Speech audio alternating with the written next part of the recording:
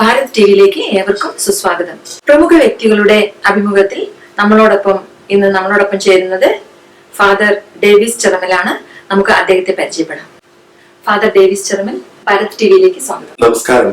Father Davis Cheramal kidney federation of India അതിന്റെ ചെയർമാനാണ്. അപ്പൊ നിങ്ങളുടെ ഈ ജീവിതത്തിൽ എങ്ങനെയായിരുന്നു ഈ ജീവകാരുണ്യ പ്രവർത്തനത്തിന്റെ ഒരു ഇമ്പോർട്ടൻസ് എത്രമാത്രം ഉണ്ടെന്ന് എങ്ങനെയാണ് തോന്നിയത്? നമ്മുടെ കേരളത്തിലെ അവയവദാനം എന്ന് പറയുന്ന ഒരു വാക്ക് ഒരു 6 വർഷങ്ങൾ മുൻപ് ജനങ്ങൾ പറയുമായിരുന്നില്ല, അവർക്കറിയില്ല. 6 വർഷം മുമ്പാണ് എൻ്റെ വൃക്ക ദാനത്തിൻ്റെ ഒരു അവസരം, ദൈവ അനുഗ്രഹം പോലെ ഗോപി എന്ന് പറയുന്ന ചെറുപ്പക്കാരൻ, അവന്റെ ജീവിതത്തില് അവനിനി ജീവിതമില്ല, പണമില്ല, കിഡ്നിയില്ല.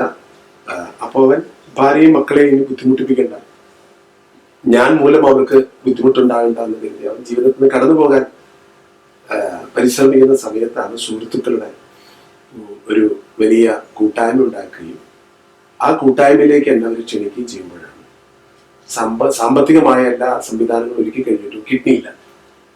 അതൊരു സാഹചര്യത്തിലാണ് ഞാൻ പറഞ്ഞു, കിഡ്നി ഇല്ലെങ്കിൽ എനിക്ക് കൊടുക്കാൻ സാധിക്കില്ല, ഞാൻ കൊടുക്കാം. അങ്ങനെയാണ് കിഡ്നി ദാനം ചെയ്യുക എന്നുള്ള കാര്യം തന്നെ എൻ്റെ മനസ്സിൽ വരുന്നത്. പിന്നീട് അത് ജനങ്ങളെല്ലാം ഒരു വാർത്തയായി വന്നപ്പോ കിഡ്നി ദാനം ചെയ്യാൻ പാടുണ്ടോ, ദാനം ചെയ്താൽ എന്താ ഉണ്ടാകുക, അങ്ങനെയുള്ള കൂടി ക്വസ്റ്റ്യൻസ് ആയി. അപ്പൊ ആ ക്വസ്റ്റ്യനൊക്കെ എനിക്ക് ആൻസർ ചെയ്യണ്ടോ വന്നപ്പോ ഞാനിത് മനസ്സിലാക്കാൻ തുടങ്ങി. എന്താണിത്, കൊടുത്താൽ എന്താ ഉണ്ടാകുക, എന്താണ് ദോഷം വരുന്നത്, അതുകൊണ്ട് ഗുണം എന്താണ്, ഇതൊക്കെ പഠിച്ചു വന്നപ്പോ അത് ജീവിതത്തിൽ ഒരു നഷ്ടം ഉണ്ടാകുന്ന കാര്യമില്ല. മാത്രമല്ല ഇത് മനുഷ്യ ജീവിതത്തിൽ ചെയ്യേണ്ട ഏറ്റവും വലിയൊരു കർമ്മമാണ് എന്ന് എനിക്ക് ബോധ്യമാകുന്നു. അപ്പൊ ഞാൻ പറഞ്ഞതിന് ലോകത്തിലെ എല്ലാ മനുഷ്യരും എതിർക്കുകയും അങ്ങനെ കിഡ്നി കൊടുക്കേണ്ട ആവശ്യമൊന്നുമില്ല, അല്ലെങ്കിൽ കുറച്ച് കാശ് കൊടുക്കാം. നമ്മൾ കുറച്ച് കാശ് കൊടുക്കലാണല്ലോ നമ്മുടെ ജീവിതത്തിൽ ഏറ്റവും വലിയ കാര്യം. അത് നല്ല കാര്യമാണ്. പക്ഷെ കാശ് കൊണ്ട് വാങ്ങിക്കാൻ പറ്റാത്ത ചില കാര്യങ്ങളുണ്ട് ജീവിതത്തിൽ. അപ്പൊ അങ്ങനെ വന്നപ്പോഴാണ് എൻ്റെ സെപ്റ്റംബർ 30 2009 എൻ്റെ വൃക്ക ദാനം ചെയ്യുന്ന ഒരു സാഹചര്യം വന്നപ്പോഴാണ് ധാരാളം മനുഷ്യർ നമ്മുടെ കേരളത്തിലുണ്ടെന്ന് ഞാൻ മനസ്സിലാക്കി. അവരൊക്കെ എന്നെ നിരന്തരം ഫോൺ വിളിക്കാൻ ഇടയാവുന്നു. അപ്പൊ അവർക്ക് പിന്നെ എൻ്റെ കയ്യിൽ വരെ കൊടുക്കാനില്ല. അപ്പൊ ഇനി എന്താ ഒരു മാർഗം? അങ്ങനെയാണ് കിഡ്നി ഫെഡറേഷൻ ഓഫ് ഇന്ത്യ എന്നൊരു പ്രസ്ഥാനം തന്നെ തുടങ്ങിയത്. ഈ ഒരു സന്ദേശം കേരളത്തിൽ മുഴുവൻ ജനങ്ങൾ എത്തിക്കാൻ വേണ്ടി കാസർഗോഡ് നിന്ന് തിരുവനന്തപുരം വരെ ഞാൻ യാത്ര ചെയ്ത് ജനങ്ങളോട് കൊടുക്കണം, കൊടുത്തിട്ട് കുഴപ്പമില്ല, അത് എന്നെ കണ്ടോളൂ, ഒരു കുഴപ്പമില്ല. ജനങ്ങൾക്ക് ആവശ്യമായിട്ടുള്ള എന്താണെന്ന് വെച്ചാൽ ഒരു കാര്യം നമ്മൾ കൺവിൻസ് ചെയ്യിക്കണമെങ്കിൽ നമ്മളത് നമ്മുടെ ജീവിതത്തിൽ പകർത്തണം. ഈ ബോഡി ഫോർ ദിസ് ലൈഫ്, ഈ ജീവിതത്തിന് വേണ്ടിയിട്ടാണ്. എൻ്റെ ഉപയോഗം കഴിയുമ്പോഴെങ്കിലും എൻ്റെ ശരീരം മറ്റു മനുഷ്യർക്ക് പകർത്തു കൊടുത്താൽ അത് ആ മനുഷ്യ ജന്മത്തിന്റെ പൂർണ്ണതയാണ്. ഇപ്പൊ 2009 താങ്കൾ ഇത് സംരംഭം തുടങ്ങി. ഇതിൽ എത്രമാത്രം സംതൃപ്തനാണ്? ഇനിയും ജനങ്ങളോട് എന്താ പറയാനുള്ളത്? അല്ല, താങ്കൾ വളരെ സംതൃപ്തനാണോ? തീർച്ചയായിട്ടും. എന്നെ സംബന്ധിച്ചിടത്തോളം ഇത് 2009 തുടങ്ങുന്നതിന് മുമ്പ് തന്നെ 2000 തന്നെ ഈ റോഡ് അപകടങ്ങൾ ഉണ്ടായിട്ട് അവരാരും എടുത്തു നോക്കാണ്ടിരുന്ന കാലഘട്ടത്തിൽ അന്ന് തൃശ്ശൂരിൽ തുടങ്ങിയ ഒരു സംഘടനയാണ് accident care and transport service. കളക്ടറാണ് ഇതിന്റെ president, police commission vice president, ഞാൻ സെക്രട്ടറി. ഇന്ന് 15 വർഷമായി 22 ആംബുലൻസുകൾ തൃശ്ശൂർ ജില്ലയിൽ, 36,000 മെമ്പേഴ്സ്. തൃശ്ശൂർ ജില്ലയിൽ എന്ത് അപകടം ഉണ്ടായാലും രാത്രിയില്ല പകലിൽ 24 മണിക്കൂറും സ്പോട്ടിൽ വണ്ടി വരും, ഫ്രീ സർവീസായിട്ട് ഹോസ്പിറ്റലിൽ എത്തിക്കും. അപ്പോ അന്ന് ഒരു ദുഃഖത്തെ ഇല്ലാതാക്കാനാണ്. കാരണം എൻ്റെ ഒരു സുഹൃത്ത് അപകടത്തിൽപ്പെട്ട് മരണമടഞ്ഞ ആ അതിദാരുണമായ രംഗം ആരും എടുത്തുകൊണ്ടില്ല, അതുകൊണ്ട് അവരുടെ ജീവൻ പോയി. അപ്പൊ ഇനി മറ്റൊരു സുഹൃത്തിന് ഉണ്ടാകാൻ പാടില്ല. അന്ന് തുടങ്ങി അതിനുശേഷം ഓരോ ദിവസവും ജീവിതത്തിൽ ഇങ്ങനെ ഇന്ന് ധാരാളം പേര് എൻ്റെ കൂടെയുണ്ട്. അവർ ചെയ്യുന്ന പ്രവൃത്തികളിൽ നിന്നാണ് സന്തോഷം വരിക.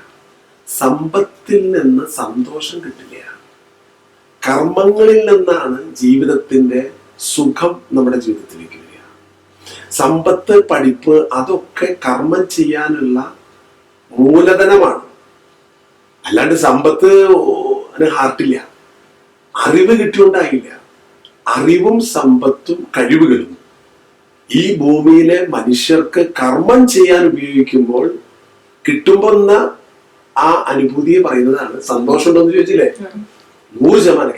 അത് ഓരോ ദിവസവും നമുക്ക് കിഡ്നി ക്രോസ് മാച്ച് ശരിയായി, കിഡ്നി അമ്മ തരാന്ന് പറഞ്ഞു, എന്റെ ഭർത്താവ് എനിക്ക് കിഡ്നി തരാന്ന് പറഞ്ഞു, എനിക്കൊരാൾ കിഡ്നി തരാൻ സന്നറായിട്ട് വന്നിരിക്കുന്നു വെച്ചു, മരണശേഷം ഒരാളുടെ എനിക്ക് ലിവർ കിട്ടി വെച്ചു. ഇതൊക്കെ ഓരോ ദിവസവും നമ്മൾ കേൾക്കുമ്പോ അതിനേക്കാൾ വലിയ സന്തോഷം ജീവിതത്തിൽ വേറെ ഒന്നുമില്ല. അപ്പൊ ഹാപ്പിയാണ്, 100% ഹാപ്പിയാണ്. ഇപ്പൊ ഈ ഇന്റർവ്യൂ സമയത്ത് ഇവിടെ മരിച്ച വീണാൻ പോലും അവയവദാനം എന്ന് പറയുന്ന ഒരു സംസ്കാരം നമ്മുടെ മനസ്സിനെ കൂടുതൽ സന്തോഷിപ്പിക്കും.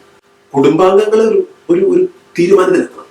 നമ്മുടെ കുടുംബത്തിൽ ആര് മരിച്ചാലും എങ്ങനെ മരിച്ചാലും കൊടുക്കാവുന്ന അവയവമാണ് കണ്ണ്. അപ്പൊ ആ കണ്ണ് നമ്മൾ കൊടുക്കണം. പിന്നെ ബ്രെയിൻ ഡെത്ത് ആവുമ്പോൾ നമ്മുടെ ഹാർട്ട് കൊടുക്കാം. അപ്പൊ നിന്റെ അവയവങ്ങൾ കൊടുക്കണില്ല എന്തിരിക്കണ്.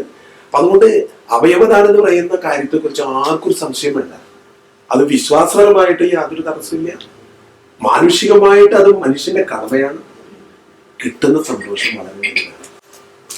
ഞാൻ എവിടെയോ വായിക്കുകയുണ്ടായി, ഫാദർ ഡേവിസ് ചെറുമേൽ നിങ്ങളുടെ മരണശേഷം നിങ്ങളുടെ ശരീരം നിങ്ങൾ ഡൊണേറ്റ് ചെയ്യുന്നു. അതിനെ കുറിച്ച്, കാരണം നിങ്ങളൊരു വൈദികനാണ്, വളരെ എതിർപ്പുകളൊക്കെ വരുന്നത് നമ്മുടെ അച്ഛനെ. നമ്മുടെ ആൾക്കാരുടെ ചിന്ത എന്ന് വെച്ചാല് വൈദികം എന്ന് പറഞ്ഞു കഴിഞ്ഞാല് എന്തോ പ്രത്യേക ജീവി എന്നാണ് ആൾക്കാർ ചിന്തിച്ചിട്ടുള്ളത്. ആ ജീവിയുടെ അവയവൊന്നും കൊടുക്കാൻ പാടില്ല.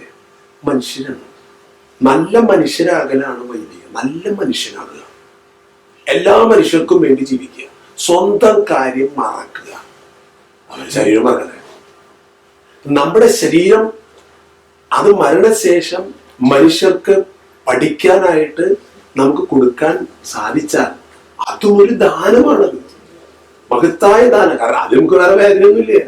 അതുകൊണ്ട് സമൂഹത്തിലെ മനുഷ്യന്റെ ഉള്ളിലുള്ള നന്മയെ മനസ്സിലാക്കിയിട്ട് അവനെ സ്നേഹിക്കുക. അപ്പൊ നിങ്ങൾക്ക് ഒരിക്കലും ആരെയും താങ്ങാൻ പറ്റില്ല. എല്ലാ മനുഷ്യനെയും സ്നേഹിക്കുന്ന ഒരു സംസ്കാരം ഉണ്ടാകണം. ഭാരതത്തിന് ഈ ഭാരത് TV ആണല്ലോ, ഭാരതത്തിന്റെ ഒരു സംസ്കാരം എല്ലാ മനുഷ്യരെയും അവന്റെ മുഖത്ത് നോക്കുമ്പോൾ അത് ഞാൻ തന്നെയാണ് എന്ന് തോന്നണം. സ്ത്രീയാണോ പുരുഷനാണെന്ന് വ്യത്യാസം തോന്നരുത്. സ്ത്രീയാണോ പുരുഷനാണെങ്കിലും മനുഷ്യനാണ്. അങ്ങനെ തോന്നുന്ന ഒരു സംസ്കാരം ഉള്ളതാണ് നമ്മുടെ ഭാരതം. ഈശ്വരന്റെ മുഖമാണ് ഞാൻ ഒരു മനുഷ്യന്റെ മുഖത്ത് കാണുന്നത്. വെറുതെ വർത്താനത്തിൽ പറഞ്ഞിട്ട് കാര്യമില്ല. അതെനിക്ക് തോന്നണം. ആ തോന്നുന്നതിന്റെ പേരാണ് സ്പിരിച്വാലിറ്റി, ആത്മീയത എന്ന് പറയുന്നത്. ഭാരത് TVയുടെ എല്ലാ സംരംഭങ്ങളും മനുഷ്യ നന്മയുടെ ഉന്നത തലങ്ങളിലേക്ക് എത്തിക്കാൻ നിങ്ങൾക്ക് സാധിക്കട്ടെ. നിങ്ങളുടെ ഭാരത് TVയുടെ ഈ ഒരു പരിശ്രമം സമൂഹത്തെ കൂടുതൽ സ്നേഹത്തിന്റെ, സന്തോഷത്തിന്റെ പൂർണ്ണതയിലേക്ക് നയിക്കാൻ കാരണമാകട്ടെ.